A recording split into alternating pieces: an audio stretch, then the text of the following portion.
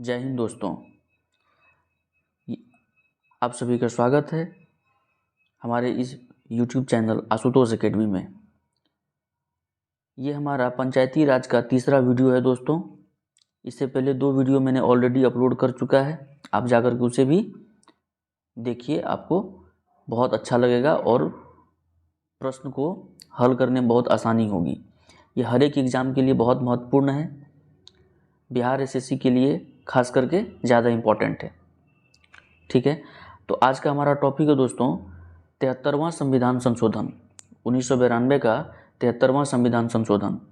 इससे पहले हमने बलवंत राय मेहता समिति, अशोक मेहता समिति, थुंगन समिति, जेवीके राव समिति, एलएम सिंघवी समिति, ये सभी हमने पढ़ चुका है। आप अगर वीडियो नहीं देखे हैं तो लिंक मैं दे दूंगा डिस्क्रिप्शन में, आप उसे जाकर के ज़रूर देखिए, तो आपकी समझ जो है वो बेहतर होगी। हमने ये देखा था दोस्तों कि अशोक मेहता समिति का गठन हुआ था 1977 में, और सबसे पहला समिति जो था पंचायती राज से संबंधित वो 1957 यानी 1957 में बलवंत राय मेहता समिति द्वारा गठित किया गया था। ठीक है, बलवंत राय मेहता समिति था, 1957 में गठन किया गया था। अब यहाँ अशोक मेहता समिति जो 1977 में गठन किया गया था जनता पार्टी सरकार द्वारा, हालांकि ये इन्होंने अशोक मेहता ने 132 सिफारिश किए थे पंचायती राज से संबंधित, लेकिन ये सिफारिश को पूरे देशव्यापी पर अपनाया नहीं गया, क्योंकि बाद में जनता पार्टी ही सरकार ही भंग हो गई थी। लेकिन अशोक मेहता समिति के बाद से ही ये चर्चाएं जोर शोर से उठने लगी कि पंचायती राज जो व्यवस्था है इसको मजबूत करने के लिए, इसको लोकतांत्रिक विकेंद्रीकरण करने के लिए, मतलब इसकी आर्थिक और वित्तीय सहायता मजबूत करने के लिए भैया इसको संवैधानिक दर्जा देना एकदम ज़रूरी है। तो आप पढ़ेंगे कि 1986 में एक समिति आया था जो मैंने बता रखा है, एलएम सिंघवी समिति। 1986 में समिति गठन किया गया था, एलएम सिंघवी समिति, राजीव गांधी की सरकार द्वारा। तो एलएम सिंघवी समिति का मेन फोकस यही था कि पंचायती राज व्यवस्था को संवैधानिक दर्जा दिया जाए। और हम जानते हैं कि मूल संविधान में संवैधानिक दर्जा नहीं दिया गया था। इसका मतलब जब संवैधानिक दर्जा इसे प्रदान किया जाएगा उससे पहले हमें संविधान में संशोधन करना पड़ेगा।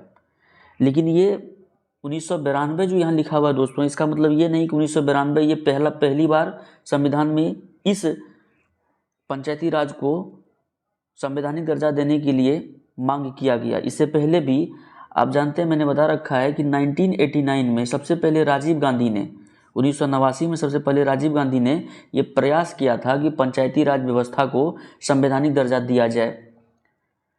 लोकसभा में उन्होंने इस बिल को, इस अधिनियम को पारित भी, पास भी कर दिया, लेकिन राज्यसभा में ये विपक्ष का जोरदार हंगामा के कारण राज्यसभा से पास नहीं हो पाया। उसके बाद फिर वीपी सिंह सरकार ने भी कोशिश करा, बाद में सरकार ही गिर गई तो भी वो नहीं हो पाया। अंततः पीवी नरसिम्हा राव के प्रधानमंत्रित्व में 73वां संविधान संशोधन हुआ। 1992 का अधिनियम है ये, और 24 अप्रैल 1993, याद रखिएगा 24 अप्रैल 1993 को इसे पारित कर दिया गया। 24 अप्रैल 1993 को इसे पारित कर दिया गया, इस संविधान संशोधन को। इसीलिए 24 अप्रैल को दोस्तों पंचायती राज दिवस मनाते हैं। यहाँ तक हमने कर रखा था। ठीक है, और बेहतर समझ के लिए आप पिछले 2 वीडियो को ज़रूर देखिए। उससे पहले एक ज़रूरी बात है दोस्तों, अगर आप हमारे चैनल पर नए हैं और अभी तक आपने हमारे चैनल को सब्सक्राइब नहीं करा है तो चैनल को सब्सक्राइब कर दीजिए, बहुत फ़ायदा आपको मिलने वाला है। बिहार एसएससी का प्लेलिस्ट भी बना हुआ है प्रीवियस ईयर प्रैक्टिस सेट का, आप उसे भी जाकर के बनाइए, सॉल्व कीजिए और वीडियो को देखिए। आगे बढ़ते हैं आज के टॉपिक पे। आज का टॉपिक हमारा, जैसे मैंने बताया कि 73वें संविधान संशोधन अधिनियम 1992 का है। अधिनियम का महत्व जरा देखिए क्या क्या हुआ। तो कहता है कि इस अधिनियम ने भारत के संविधान में एक नया खंड 9 मतलब भाग 9 सम्मिलित किया। इसे पंचायत नाम से इस भाग में उल्लेखित किया गया और अनुच्छेद 243 से 243(9) के प्रावधान सम्मिलित किए गए। ये अनुच्छेद का ट्रिक मैं बताऊंगा दोस्तों, इस पर आप टेंशन ना लें। आप इतना समझें कि भाग 9 जो है वो पंचायत नाम से जो है सम्मिलित किया गया इस संशोधन अधिनियम के बाद। क्लियर है। और क्या खास बात हुआ कि इस अधिनियम ने संविधान में एक नई अनुसूची, 11वीं अनुसूची, यहाँ सूची लिखा हुआ है लेकिन अब स्केड्यूल मानते हैं इसको, 11वीं अनुसूची भी जोड़ी। आप जानते ही हैं कि मूल संविधान में 8 अनुसूचियाँ थी दोस्तों, अभी वर्तमान में 12 है, मतलब 4 जो है वो जोड़ा गया, 4 जो है वो जोड़ा गया है ना, तो 4 जोड़ा गया। तो 11वीं अनुसूची जो है दोस्तों वो पंचायती राज अधिनियम से संबंधित है। 73वें संविधान संशोधन के बाद 11वीं अनुसूची संविधान में जोड़ा गया, ठीक है। इस सूची में पंचायतों की 29 कार्यकारी विषय वस्तुएं हैं। तो सवाल आपसे पूछा जा सकता है कि पंचायत में कुल कितने विषय हैं, तो 29 हैं। नगर पालिका में कितने हैं, जब नगर पालिका पढ़ेंगे तो डिटेल में समझेंगे, उसका टेंशन अभी ना लें। अब ये समझें कि 73वें संविधान संशोधन अधिनियम के बाद 11वीं अनुसूची जोड़ा गया, क्योंकि 11वीं अनुसूची संशोधन के बाद जोड़ा गया है, क्योंकि मूल संविधान में 8 ही अनुसूचियाँ थी। 11वां यानी 11th अनुसूची में पंचायत से रिलेटेड 29 विषय वस्तुएं जो हैं वो शामिल किए गए, और इसकी जो चर्चा है, इससे जो संबंधित है दोस्तों, वो है अनुच्छेद 243 जी। अब इसका भी आपको ट्रिक बताएंगे कि 243 जी जो है इसको कैसे याद करें। देखिए, मैं सारा इसका अनुच्छेद बताने वाला हूँ ट्रिक से, आप हमारे वीडियो में बने रहिए, इसका एक अलग पार्ट से हम लोग वीडियो बनाएंगे। कैसे याद करना जरा देखिए 243 जी, जी फॉर आप जीनियस याद कर सकते हैं, जी फॉर जीनियस, जी फॉर क्या, जीनियस। अब कोई जीनियस है तो उसके पास तो शक्ति होगा, पावर होगा, शक्ति और पावर होगा ना भाई। कोई जीनियस है, मान लो कोई जीनियस है, तो जीनियस के पास क्या होता है, पावर होता है, शक्ति होता है। तो याद हो गया फटाक से कि 243 जी, जी फॉर जीनियस, जीनियस मतलब शक्ति, इसका मतलब पंचायत का शक्ति जो है किस अनुच्छेद में दिया गया है दोस्तों, 243 के जी में दिया गया है। याद हो गया, कोई दिक्कत नहीं है, आगे बढ़ते हैं। फिर कहता है कि इस अधिनियम ने संविधान के 40वें अनुच्छेद, आप जानते हैं कि मूल संविधान में राज्य के नीति निर्देशक तत्व में ये 40 में यानी आर्टिकल 40 जो है, आर्टिकल 40 में पंचायत का गठन के बारे में बताया गया है। ये डीपीएसपी का पार्ट है, आप जानते हैं ना, अनुच्छेद 36 से लेकर के अनुच्छेद 51 तक है ना। डीपीएसपी मतलब राज्य के नीति निर्देशक तत्व। तो अनुच्छेद इसमें 40 लिख दिया कि भैया पंचायत का गठन जो है ये राज्य के ऊपर निर्भर करता है। लेकिन दोस्तों संविधान संशोधन होने के बाद राज्य पे तो निर्भर बहुत कुछ करती है पंचायत से, लेकिन आप इसे इग्नोर नहीं कर सकते हैं, आपको पंचायत का गठन करना ही पड़ेगा। ये हमें धीरे धीरे अभी पता चलेगा।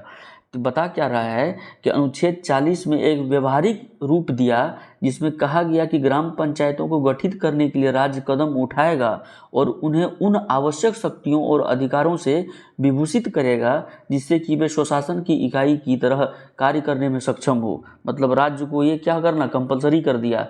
यह अनुच्छेद राजनीति निर्देशक सिद्धांतों का एक हिस्सा है। मतलब अनुच्छेद 40 में जो पहले कह दिया गया था कि पंचायत का गठन ये राज्य के ऊपर निर्भर करता है, तो कोई राज्य करे या कोई राज्य ना करे, क्योंकि हर राज्य की अपनी एक ज्योग्राफिकल कंडीशन है भैया, है ना, कल्चर है, एथिक मतलब समझ सकते हैं कि आप मतलब क्लासिफिकेशन है हर राज्य की अपना अपना। तो कोई राज्य का मतलब राज्य के ऊपर जैसे ही छोड़ देंगे तो कोई राज्य करेगा, कोई राज्य ना करेगा। लेकिन संविधान संशोधन अधिनियम के बाद ये कहा गया कि भैया 40वें जो अनुच्छेद है उसमें ये कहा गया, उसमें बदलाव किया गया, व्यवहारिक रूप दिया गया उसको, और कहा गया कि नहीं भैया आपको ग्राम पंचायत का जो है गठन करना ही पड़ेगा और उसे आवश्यक शक्ति भी देना पड़ेगा। जिससे फ़ायदा क्या होगा कि सुशासन की इकाई की जो है वो सुशासन की इकाई की तरह कार्य करने में सक्षम हो पाएगा। क्लियर है। फिर देखिए कह रहा है कि इस अधिनियम ने पंचायती राज संस्थाओं को एक संवैधानिक दर्जा दिया और इसे संविधान के अंतर्गत वाद योग्य हिस्से के अधीन लाया। दूसरे शब्दों में इस अधिनियम के उपबंध के अनुसार नई पंचायती राज पद्धति को अपनाने के लिए राज्य सरकारें संवैधानिक रूप से बाध्य है। मतलब क्या हुआ भैया कि पंचायती राज को आपको अपनाना ही पड़ेगा। कब? 1993 के बाद, 1993 के बाद, ठीक है, जब से इसे संवैधानिक दर्जा दिया गया तब। परिणाम स्वरूप पंचायत का गठन और नियमित अंतराल पर चुनाव राज्य सरकार की इच्छा पर निर्भर नहीं करती है। इससे सवाल पूछा जा सकता है। इसका मतलब क्या हुआ कि पंचायत का गठन और नियमित अंतराल पर चुनाव राज्य सरकार की इच्छा पर निर्भर नहीं करती है। ये संविधान संशोधन की बाद की कहानी है, इससे पहले राज्य सरकार के ऊपर ही होती थी दोस्तों। है ना। अब क्या हुआ कि भैया आप मान लीजिए राज्य के मुख्यमंत्री हैं और चाहेंगे कि हम जो हैं 5 साल के नहीं 8 साल के बाद पंचायत का चुनाव कराएंगे, तो अब ऐसा नहीं होगा।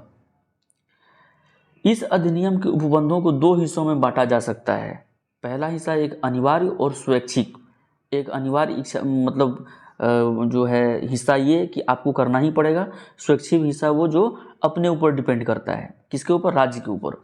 अधिनियम के अनिवार्य हिस्सों को पंचायती राज व्यवस्था के गठन के लिए राज्य के कानून में शामिल किया जाना आवश्यक है। दूसरे भाग के स्वैच्छिक उपबंधों को राज्यों के स्वविवेक अनुसार सम्मिलित किया जा सकता है। अतः स्वैच्छिक प्रावधान राज्य को नई पंचायती राज पद्धति को अपनाते समय भौगोलिक, राजनीतिक और प्रशासनिक तथ्यों को ध्यान में रखकर अपनाने का अधिकार सुनिश्चित करता है, क्योंकि हर एक राज्य का अपना अलग अलग भौगोलिक स्थिति है, राजनीतिक और प्रशासनिक स्थिति है।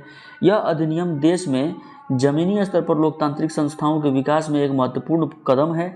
यह प्रतिनिधित्व लोकतंत्र को भागीदारी लोकतंत्र में बदलता है। देखिए, आपसे पूछा जा सकता है कि जो स्वशासन व्यवस्था है, पंचायती राज को ही स्वशासन व्यवस्था कहते हैं, इसका जो मुख्य उद्देश्य था दोस्तों, वो उद्देश्य ये था कि यह प्रतिनिधित्व लोकतंत्र को भागीदारी लोकतंत्र में बदलने में यह मदद करता है। यह देश में लोकतंत्र को जमीनी स्तर पर तैयार करने की एक क्रांतिकारी संकल्पना है। जमीनी स्तर पर लोकतंत्र को पहचान दिलाना होता है। अब प्रमुख विशेषता क्या था इस अधिनियम का, जरा इसको देखिए। प्रमुख विशेषता क्या था दोस्तों? प्रमुख विशेषता देखिए, पहला विशेषता है ग्राम पंचायत। पहला क्या है? ग्राम पंचायत। यह अधिनियम पंचायती राज की ग्राम सभा का प्रावधान करता है। इस निकाय में ग्राम स्तर पर गठित पंचायत क्षेत्र में निर्वाचक सूची में पंजीकृत व्यक्ति होते हैं।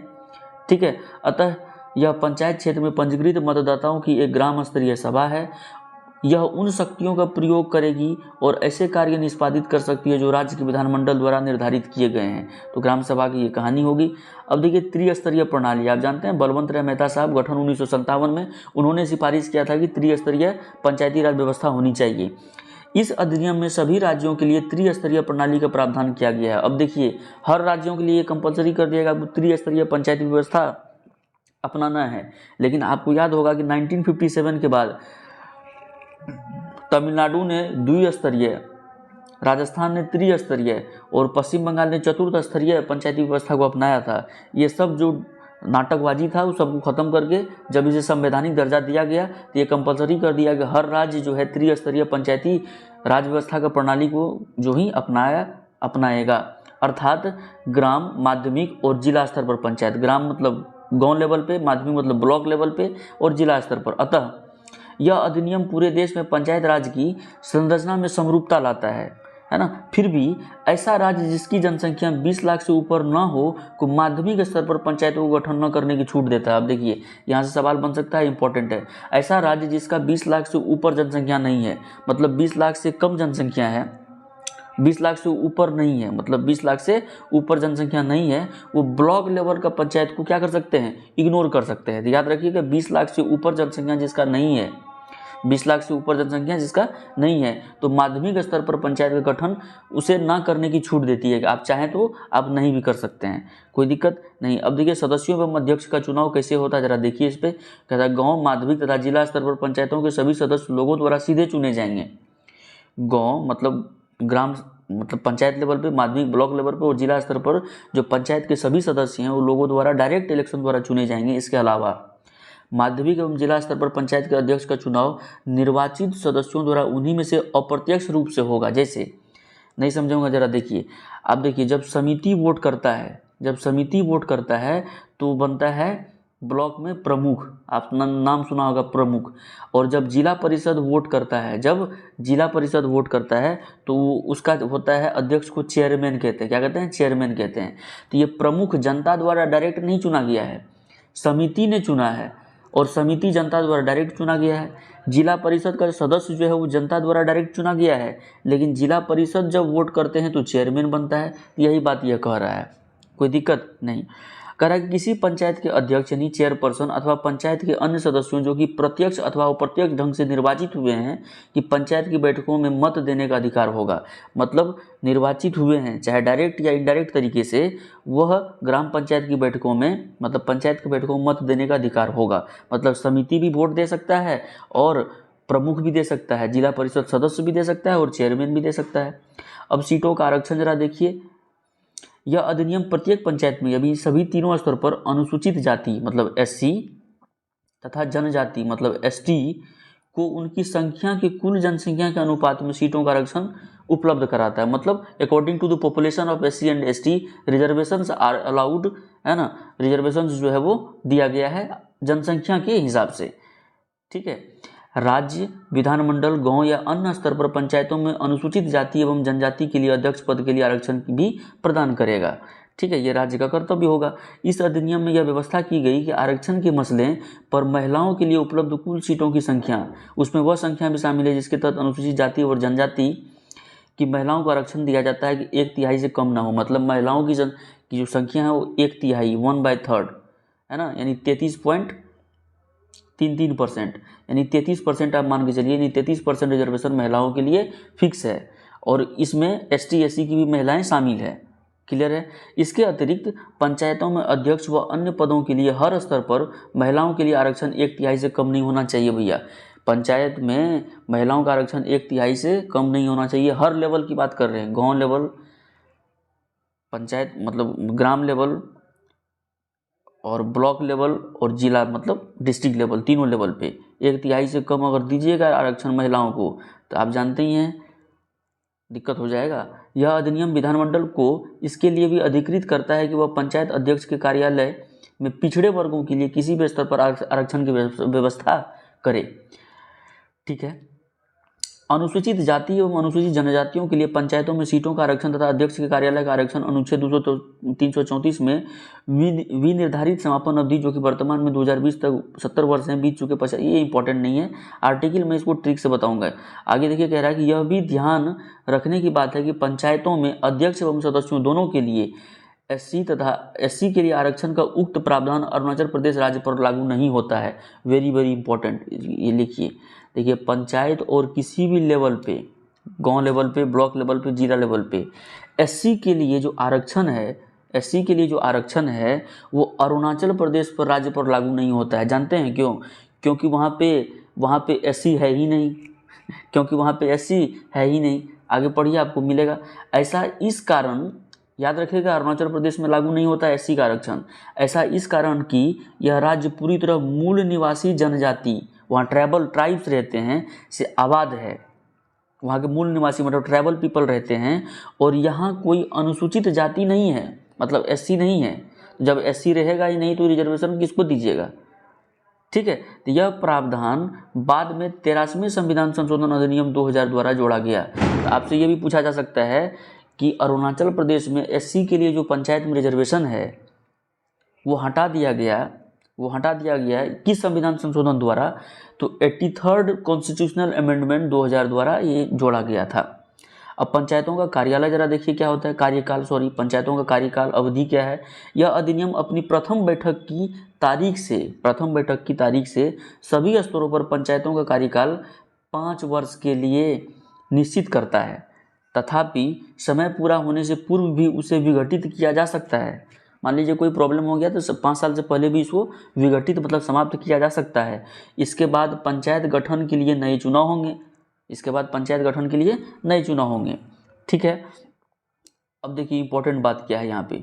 इंपॉर्टेंट बात यह है कि इसकी 5 वर्ष की अवधि खत्म होने से पूर्व या विघटित होने की दशा में इसके विघटित होने की तिथि से 6 माह खत्म होने की अवधि के अंदर नए पंचायत का चुनाव जो है होना है। परंतु जहाँ शेष अवधि जिसमें भंग पंचायत काम करते रहती है 6 माह से कम है, वहाँ इस अवधि के लिए नई पंचायत का चुनाव आवश्यक नहीं है। जरा देखिए जरा कह क्या रहा है। कह रहा है कि भैया कि मान, आपको तो पता है कि पंचायत में पंचायत के हर स्तर का जो निर्वाचित सदस्य हैं उसका कार्यकाल 5 साल है। कितने साल है? 5 साल है।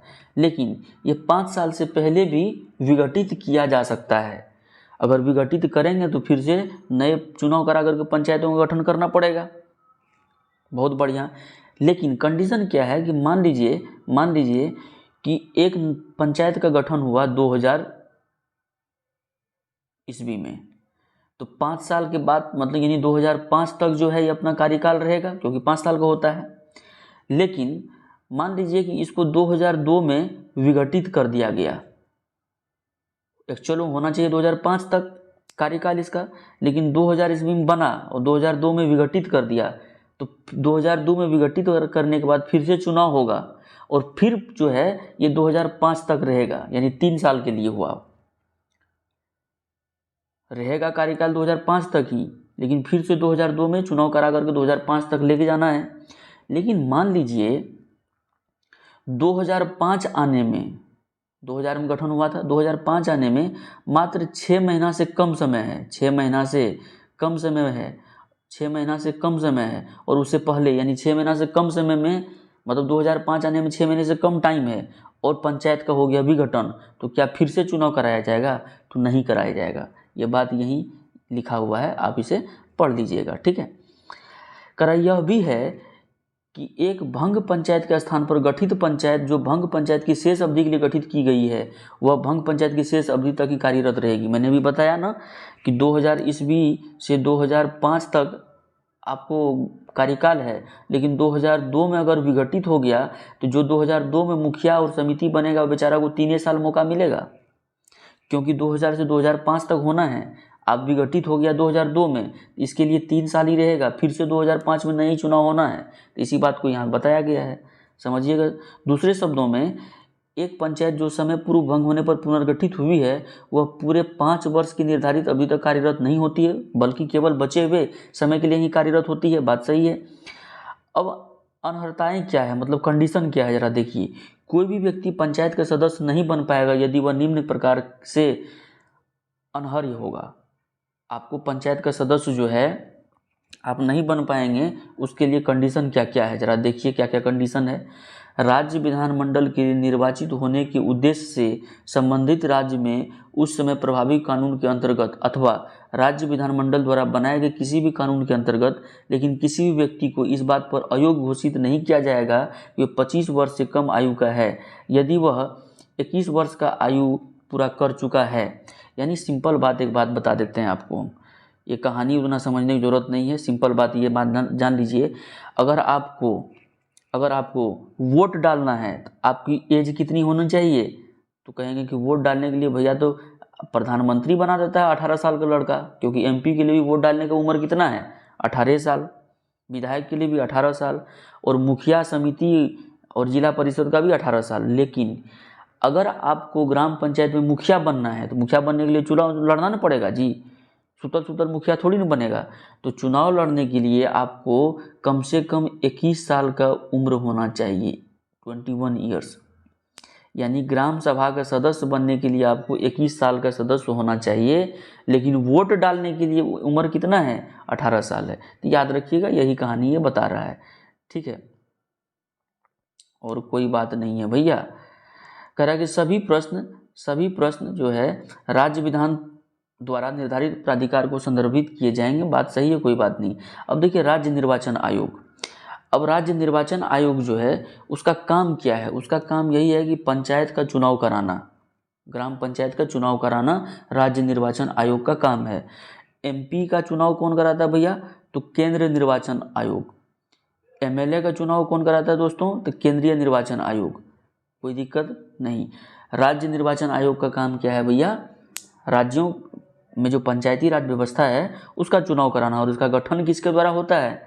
इसका गठन होता है भैया, यानी इसकी नियुक्ति जो होती है दोस्तों वो राज्यपाल के द्वारा कराया जाता है। आगे पढ़िए क्या कहता है।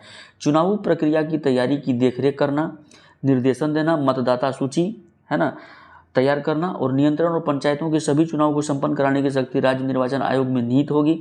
इसमें राज्यपाल द्वारा नियुक्त राज्य चुनाव आयुक्त सम्मिलित हैं। उसकी सेवा शर्तें और पदावधि भी राज्यपाल द्वारा निर्धारित की जाएगी, अभी बताया मैंने। इसे राज्य के उच्च न्यायालय के न्यायाधीश का हटाने के लिए निर्धारित तरीके के अलावा अन्य किसी तरीके से नहीं हटाया जाएगा। जैसे राज्य के उच्च न्यायालय में हाईकोर्ट का न्यायाधीश को जो हटाने का तरीका है, उसी तरीके से आप राज्य निर्वाचन आयुक्त को हटा सकते हैं, दूसरा कोई तरीका नहीं है। उसकी नियुक्ति के बाद उसकी सेवा शर्तों में ऐसा कोई परिवर्तन नहीं किया जाएगा जिससे उसका नुकसान हो। बहुत भयानक पोस्ट है भैया, है ना। पंचायतों के चुनाव संबंधित सभी मामलों पर राज्य विधान कोई भी उपबंध बना सकता है।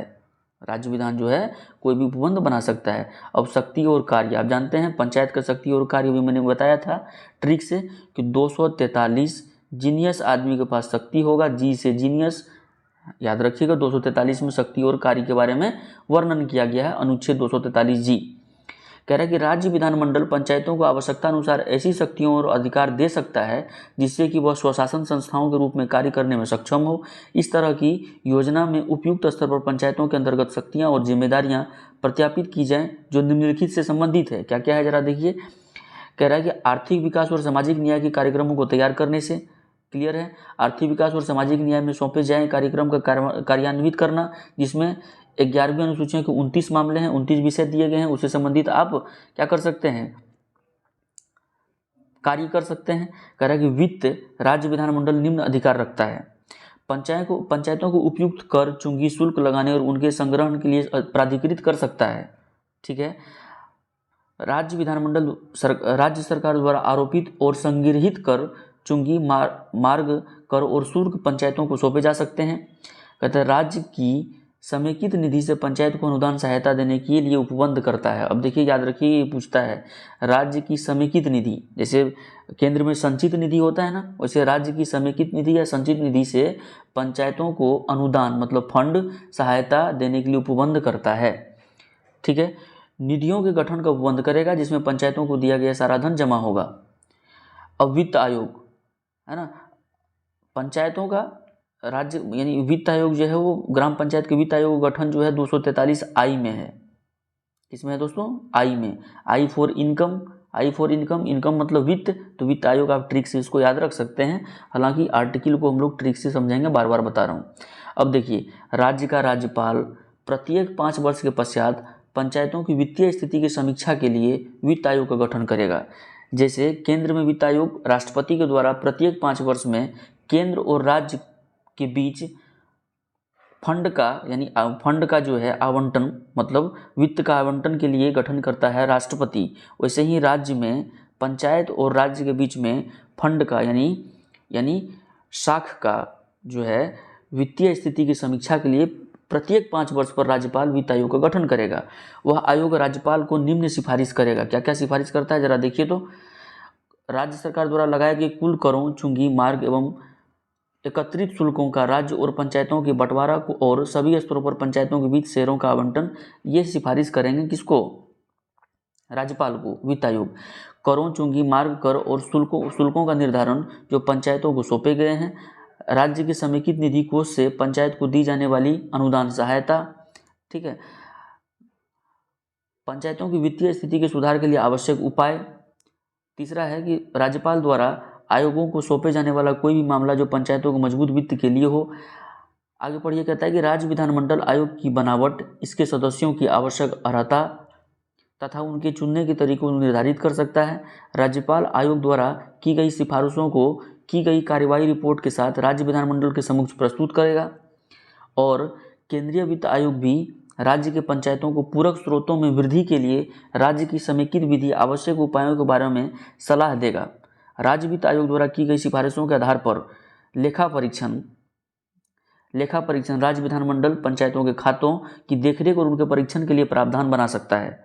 संघीय क्षेत्रों पर लागू होना, कह रहा है इस भाग के प्रावधान संघीय क्षेत्रों पर लागू होते हैं, लेकिन राष्ट्रपति निर्देशित कर सकते हैं कि ये प्रावधान किन्हीं अपवादों तथा संशोधनों सहित किसी संघीय क्षेत्र पर लागू होंगे, जैसे कि वे निर्धारित करें। छूट प्राप्त राज्य व क्षेत्र, कह रहा है यह कानून नागालैंड, मेघालय, मिजोरम और कुछ अन्य विशेष क्षेत्रों पर लागू नहीं होता। इन क्षेत्रों के अंतर्गत उन राज्यों की अनुसूचित आदिवासी और क्षेत्रों में मणिपुर के उन पहाड़ी क्षेत्रों में जहां जिला परिषद अस्तित्व में हो, पश्चिम बंगाल को दार्जिलिंग जिला जहां पर दार्जिलिंग गोरखा हिल परिषद अस्तित्व में हो। इस प्रावधान के अंतर्गत पंचायतों के प्रावधान अनुसूचित क्षेत्र तक विस्तारित अधिनियम 1996 से पेशा कानून क्या होता है आगे पढ़ेंगे, अथवा विस्तार कानून के नाम से जाना जाता है, को अनियमित किया है ना। 1996 में पेशा कानून को क्या किया? अनियमित किया। हालांकि संसद चाहे तो इस अधिनियम को ऐसे अपवादों और संशोधनों के साथ अनुसूचित क्षेत्रों एवं जनजाति क्षेत्रों में लागू कर सकती है जो उचित समझे। ये अधिकार संसद को दिया गया है। कह रहा है कि वर्तमान कानून की निरंतरता एवं पंचायतों का अस्तित्व, पंचायतों से संबंधित राज्य के सभी कानून प्रभावी रूप से एक अधिनियम के आरंभ होने से 1 वर्ष की अवधि खत्म होने तक लागू रहेंगे। दूसरे शब्दों में, कोई भी राज्य नए पंचायती राज्य कार्यक्रम को 24 अप्रैल 1993 के बाद 24 अप्रैल 1993 के बाद अधिकतम 1 वर्ष की अवधि के अंदर अपनाए, जो कि इस अधिनियम की शुरुआती तारीख है। यानी 24 अप्रैल 1993 के अधिकतम 1 वर्ष तक आपको अपना लेना है। फिर भी यह कानून लागू होने से पूर्व बनी पंचायत अपनी अवधि खत्म होने तक कार्यकाल पूरा कर सकती है, यदि वह राज्य विधान उससे पूर्व शीघ्र ही विघटित नहीं कर दी जाए। इसके परिणाम स्वरूप 73वें संविधान संशोधन अधिनियम 1992 के अनुसार नई व्यवस्था अपनाने के लिए अधिकांश राज्यों ने 1993 एवं 1994 पंचायती राज अधिनियम पारित किए। अधिकांश राज्य, अगर आपसे पूछे कि पहला राज्य, देखिए संवैधानिक दर्जा देने के बाद जो पहला राज्य बना था वो बना था कर्नाटक। याद रखिएगा, ऑब्जेक्टिव क्वेश्चन है, कर्नाटक ये पूछा जाता है। संवैधानिक दर्जा पंचायती राज को मिलने के बाद वो पहला राज्य जिन्होंने पंचायत का गठन किया था, वो राज्य का नाम क्या है? कर्नाटक। कह रहा है चुनावी मामलों में न्यायालय के हस्तक्षेप पर रोक। हस्तक्षेप नहीं लगा सकते हैं न्यायालय। यह अधिनियम पंचायत के चुनावी मामलों में न्यायालय के हस्तक्षेप पर रोक लगाता है। इसमें कहा गया है कि वह निर्वाचन क्षेत्र और उन निर्वाचन क्षेत्रों में सीटों के आवंटन संबंधी मुद्दों को न्यायालय के समक्ष पेश नहीं किया जा सकता। इसमें यह भी कहा गया है कि किसी भी पंचायत के चुनावों को राज्य विधानमंडल द्वारा निर्धारित प्राधिकार अथवा तरीके के अलावा चुनौती नहीं दी जाएगी। मतलब न्यायालय को हस्तक्षेप करने का अधिकार नहीं दिया। 11वीं अनुसूची क्या है, जरा देखिए। इसमें पंचायत के कानून क्षेत्रों के साथ 29 विषय वस्तु समाहित किए गए हैं। 29 प्रक्रियात्मक विषय वस्तु समाहित किए गए। क्या क्या है जरा एक बार देख लीजिए। जरूरी नहीं है, लेकिन कभी ऑब्जेक्टिव अगर आ जाए, हार्ड क्वेश्चन आ जाए, तो इसमें आप लोग टैकल कर सकें। जरा देखिए क्या क्या। कृषि, जिसमें कृषि विस्तार सम्मिलित है, 29 विषय पढ़ने हैं। पहला है कृषि, जिसमें कृषि विस्तार सम्मिलित है। भूमि विकास, भूमि सुधार लागू करना, भूमि संगठन एवं भूमि संरक्षण, लघु सिंचाई, जल प्रबंधन और नदियों के मध्य भूमि विकास, पशुपालन, दुग्ध व्यवसाय एवं तथा मत्स्य पालन, मत्स्य उद्योग। ठीक है, उसके बाद फिर क्या है देखिए, वन, जीवन तथा कृषि, खेती वनों में, लघु वन उत्पत्ति, लघु उद्योग जिसमें खाद्य उद्योग सम्मिलित है, खादी, ग्राम एवं कुटीर उद्योग, ग्रामीण विकास, पीने वाला पानी, ईंधन तथा पशु चारा, और सड़कें, पुलों, तटों, जलमार्ग तथा अन्य संचार के साधन, ग्रामीण विद्युत जिसमें विद्युत विभाजन समाहित है, गैर परंपरागत ऊर्जा स्रोत, गरीबी उन्मूलन कार्यक्रम, ये याद रखिए, गरीबी उन्मूलन कार्यक्रम भी 29 विषय में शामिल है।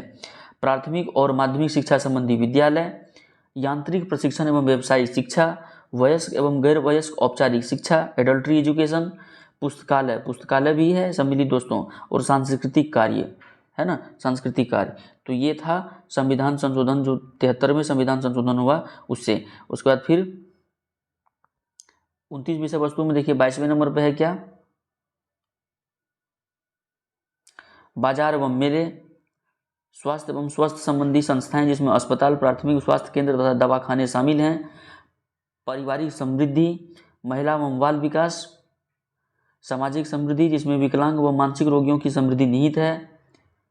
ठीक है, कमजोर वर्ग की समृद्धि जिसमें विशेषकर अनुसूचित जातियों, SC और ST के लिए, लोक विभाजन पद्धति और सार्वजनिक संपत्ति की देखरेख। ये 29 विषय जो हैं दोस्तों, ये क्या किए हैं, समाहित किए गए हैं पंचायती राज यानी अनुसूची 11 में, अनुसूचित 11 में। तो ये था आज का हमारा टॉपिक दोस्तों, 73वें संविधान संशोधन। आशा करते हैं आपको समझ में आ रहा होगा और मज़ा आ रहा होगा। आप हमारे साथ ऐसे ही बने रहिए, हमारे चैनल को सब्सक्राइब कर दीजिए और शेयर कीजिए इसे स्टडी रिलेटेड ग्रुप्स में। ठीक है, हमारे साथ लास्ट तक बने रहने के लिए आपको तहे दिल से बहुत बहुत धन्यवाद। Thank you very much.